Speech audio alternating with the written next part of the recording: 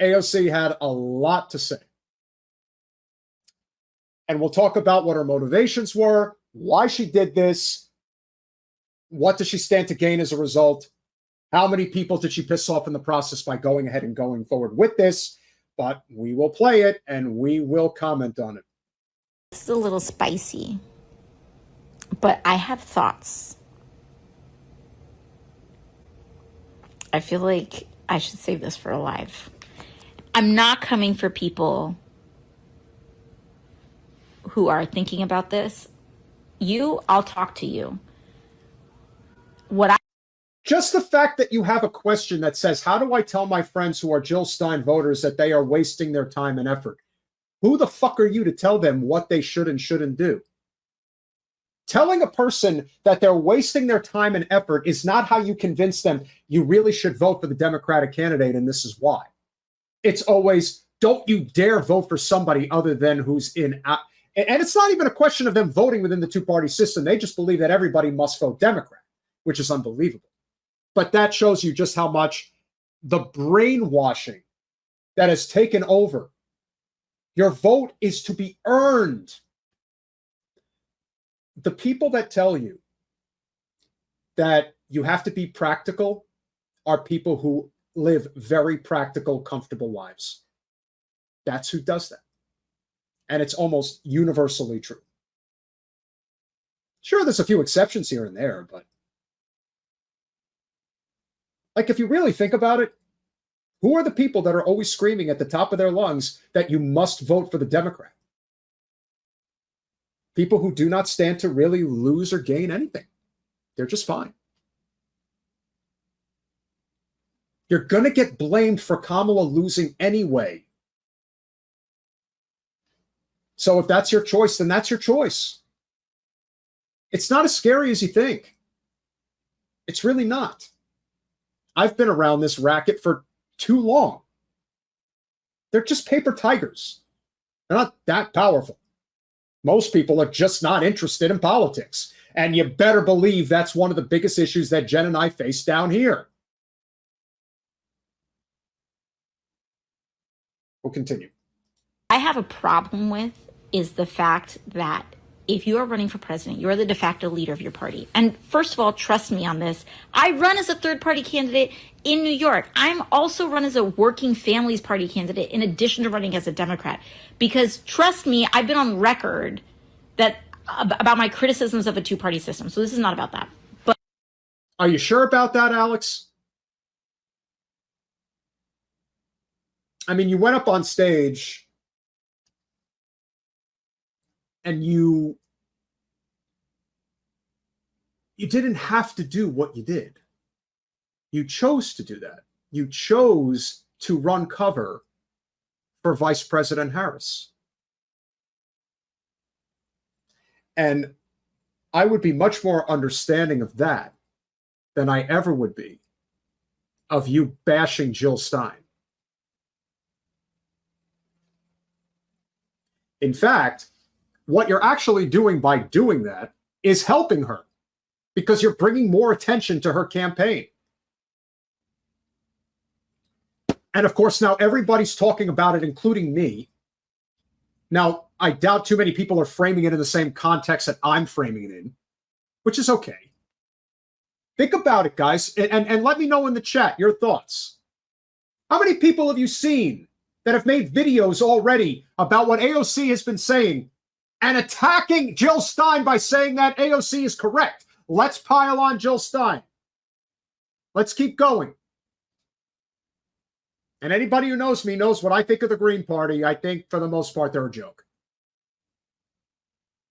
But we live, I think, in a democratic republic.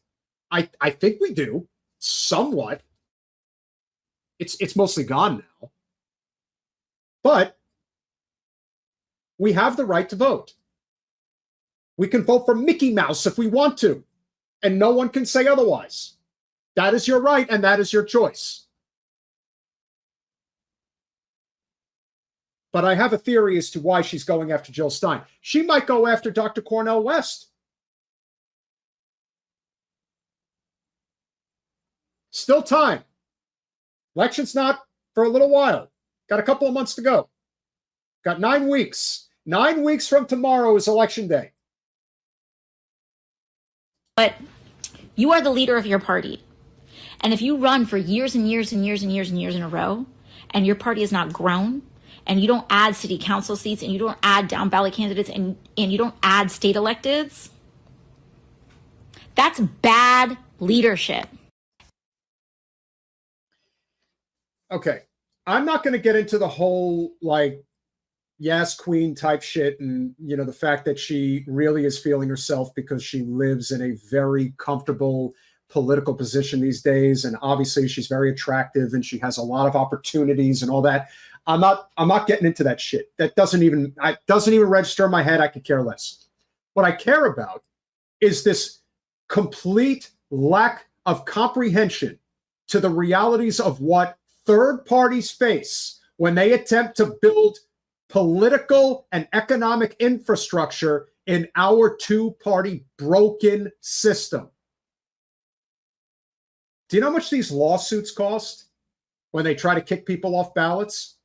Why don't you ask scum sucker Mark Elias, who's maybe the biggest attack dog in the entire Democratic Party, and the shit that he does on behalf of the Democratic establishment? Why don't you ask Matthew Ho what he had to go through in North Carolina to get on the ballot as a Green Party candidate for the Senate there, and what Mark Elias, who is the most prevalent attorney in the Democratic Party, what he did and how much money they spent to keep it tied up in the courts that he couldn't get on the ballot. This is what goes on. Think about how much money it's costing, or did cost, RFK. How much it cost Dr. Cornel West. How much it's costing Jill Stein. Think about it. It's a lot. But Alex is not going to mention that. She is not going to be critical in any way of the Democratic Party establishment and the tactics they use to prevent any type of outside movement growing in this country. Did you know that the Green Party has actually ascertained the proper infrastructure in order to obtain a certain amount of federal funding for their party? Hundreds of thousands of dollars. It's not a lot in the grand scheme of things when you're running for president, but you know what? That money does matter. I think it's like $300,000. They're being denied it because the Democratic Party is suing them to make sure they don't get that money. Is Alex ever going to mention that? No, she's not.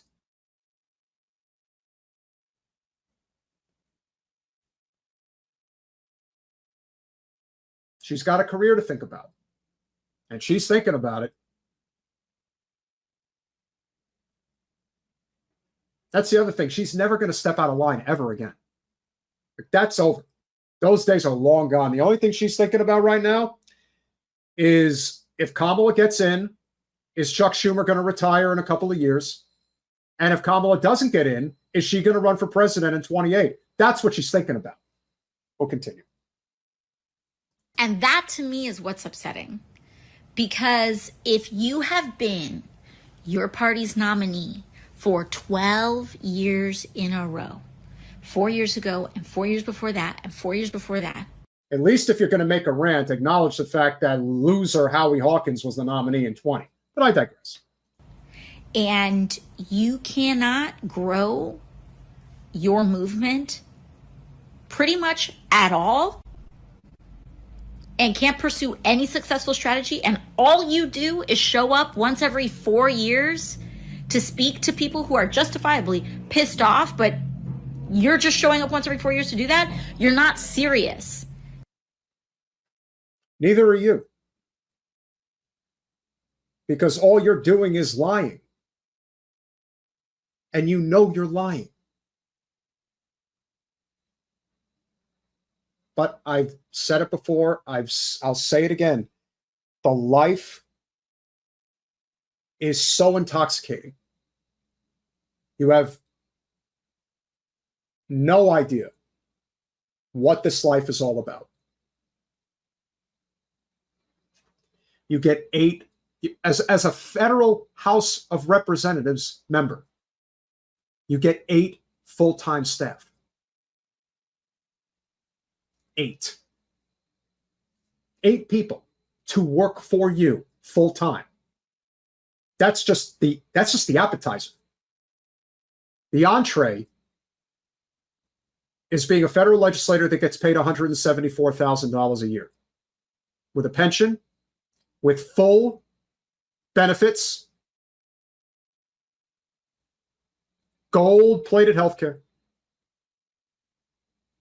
There's also the perks that add up in some cases to hundreds of thousands of dollars a year, such as trips, dinners, affairs,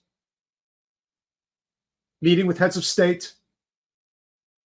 Think about how much that trip that AOC took with Maxwell Frost to Japan and China and South Korea. You think that's cheap? And it ain't just any trip. They get the best hotels, they get the best food, they get the best sights to see, and it's basically all expenses paid. And that's just one trip. They get a lot. They get a lot of them. You get into that life, there's a reason why very few ever step away from it willingly. And that's not even addressing what happens when these people become crooks. Now, Alex is not a crook. Let's not even go there. But she is ambitious, extremely ambitious. She did little to nothing to help Cori Bush and Jamal Bowman, especially Jamal. She could have helped him. She could have been very aggressive in helping him, but she wasn't. Never helped Jen, never even acknowledged Jen's existence. And Jen and Alex have a lot of mutual friends, but she don't give a fuck because it's all about her. And it's a shame. It is, because a lot of people put a lot of faith in her. And the one thing that I think Alex is doing that I think is a big mistake. Yes, she is very popular, but she's not as popular as she thinks she is. She's got a lot of fans, but I don't think she has a lot of supporters anymore. That's changed. That's the big difference. She's very popular with fans, with certain elements of the Democratic Party, activist groups that just like her. But there is no question that she has made a choice. And as hard as that is for people to hear, she has made a choice. Now, I'm not saying she's going to turn into AOC Pelosi, as everybody has been throwing around on social media, but what I will say is she has made a choice between being someone who's willing to risk her career versus somebody who will do everything in her capacity to protect it. And that's who she's become. The Democratic Party asked her to do this. And she did it.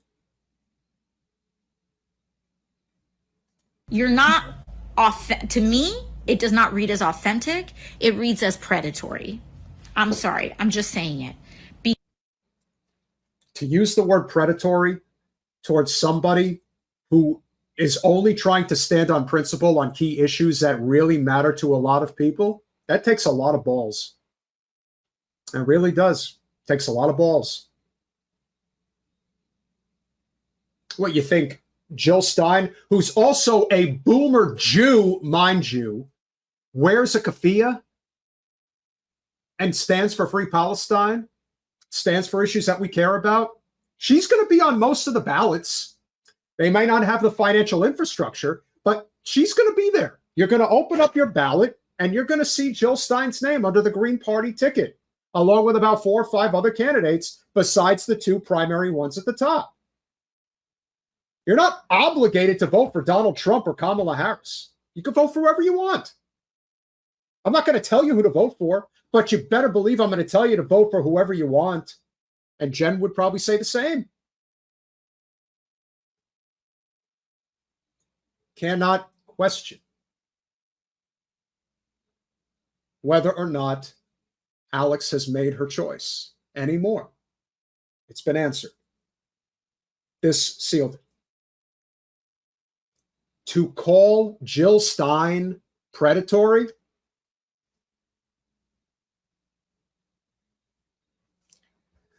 I was at the People's Convention in 2016 in Philadelphia when Nina Turner gave her speech in this church. And when she finished, Jill Stein came up to give hers. And Jill and Nina embraced, and it was captured by ABC News cameras. And I said to my friend who I was sitting with there, and I said, oh, this is going to play at the convention. I guarantee it will. Little did I know how far the Democratic Party would go. They kicked Nina out of the convention. And that was then, and that was a big deal. Today, it would be 10 times worse. Because remember, at that time, that was before Donald Trump got into the presidency. So today, the lengths that they would be willing to take it is significantly further.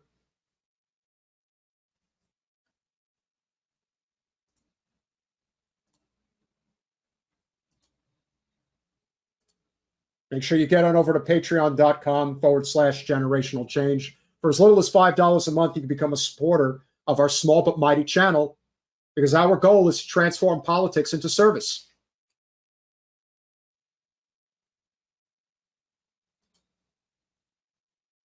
Do not have expectations for politicians. Just expect them not to fuck you over. That's the only thing you should care about. But past that,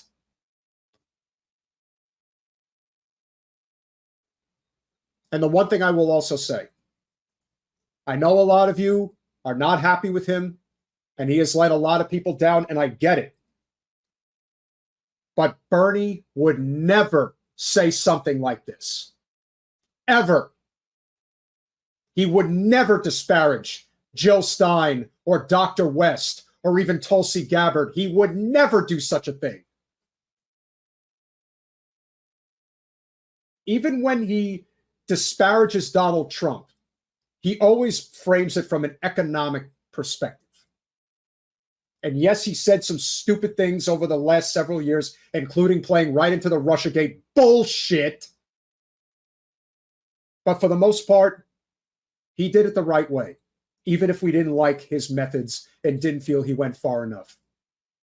But what she's doing, this is wrong. Very wrong. And it's spitting in the face of 200,000 dead civilians in the Middle East. It's spitting in the face of your supposed colleague and confidant, Rashida Tlaib, as well as Ilhan Omar.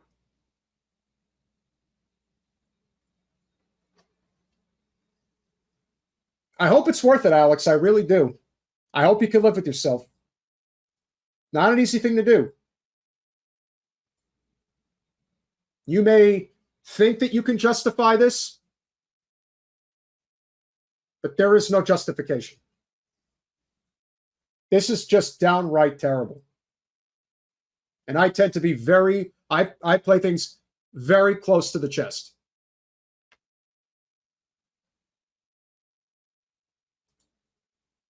But this is just bad. It's bad. We'll finish it out. Because as a person, I endorse Working Families Party candidates. I endorse DSA candidates. I take risks, but I have... No, you see, here's the problem. You are endorsing candidates that are still part of the Democratic Party establishment. The Working Families Party is technically part of the Democratic Party, as is the DSA. The Green Party isn't. And this is the only reason you're saying that. And you have helped a lot of people in local races in New York City. I will not take that away from you. You do put yourself out there to try to get non-corporate elected people into office, and that's commendable. But that's your job. That's why people sent you there. That's why they spent money and man hours on the ground, knocking on doors, trying to help you. Because it was for the cause, not for you. Not for you to become the queen of DC. We're living in a broken economic and political system, and you know it is.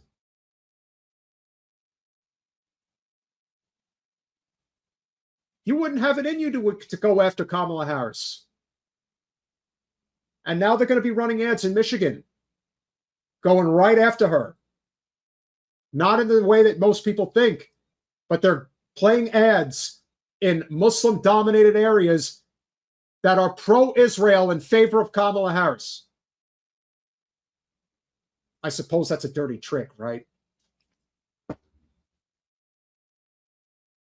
Families Party candidates. I endorse DSA candidates. I take risks, and I endorse even in primaries against Democrats when it's merited. What does this person do to grow power for the only candidate that you have ever truly come out for was Jessica Cisneros against Henry Cuellar because he's an anti-choice Democrat. You don't challenge anybody. You don't do anything. You never stick your neck out for candidates who could really use your help. And the truth is, if you actually did care, which I'm suspecting you don't actually care that much, but you could have actually made a significant difference in a lot of races with people that could have used help with fundraising. You are a fundraising machine, and you could have helped a lot of people. You didn't. You didn't help them. You couldn't even help Jen Perlman against Debbie Wasserman Schultz.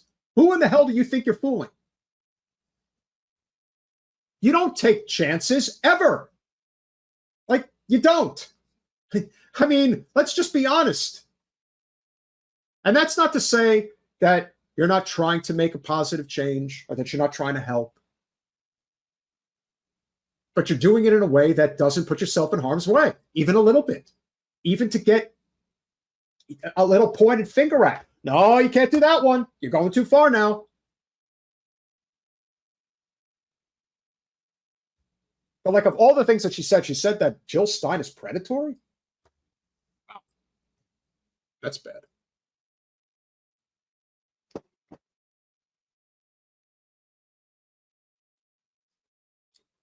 It's not why they stick their neck out, David. At least that's not why she does it. She's already established her ability to make money. She's already established her ability to create a movement, even from people within that vote blue no matter who crowd. Jen's a team. AOC is a team player now. That's who she is. But now she's really gone off the deep end because now she's attacking people that are actually trying to help make things better. She's making things infinitely worse. In fact, I don't think this is going to have the intended effect that she thinks it's going to have, because everyone is talking about it, and Jill Stein is getting a boost for her campaign that she couldn't have asked anybody else to give her. It's almost the equivalent. I got to tell you, what Alex did is almost the equivalent of Kamala Harris acknowledging Jill Stein. It's at that level. Remember, Hillary Clinton only acknowledged Jill Stein after the election, not during the election. Got to remember that. These are key points. I don't want to give anybody the illusion that they could actually pick something else. If Jill Stein had $10 million to throw around right now, she would be throwing that message in every swing state, especially Michigan and Georgia, that have sizable Muslim populations, and telling them, I may not be able to win, but you can live with yourself knowing that I am standing for free Palestine, period. And you know what? The polls are showing that matters. But it all gets back to the same problem, which we have been discussing forever.